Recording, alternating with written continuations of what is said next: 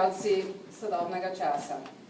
Veliko zadovoljstvo mi je in čas, da lahko predstavim prvi del, način nastajanja programa, na katerem smo delali več kot 1 leto.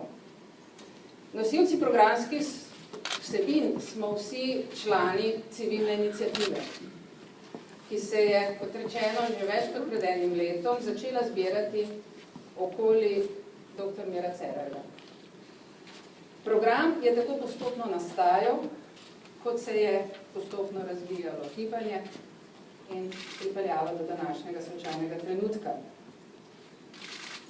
Najprej dovolite, da vam razložim, od kje prihajajo osnovni vzgibi. Najprej smo opredelili zgodovinsko potrjene ključne sposobnosti slovenskega naroda, naše pozitivne lastnosti in notranje moči in jih potem prelili v vrednote in vizijo našega programa. Vse to nam je potem služilo kot osnova pri oblikovanju programskih vsebin. V nadaljevanju smo identificirali vse tiste ključne probleme, pomanjkljivosti in ovire, ki so nas pripeljali do današnje situacije.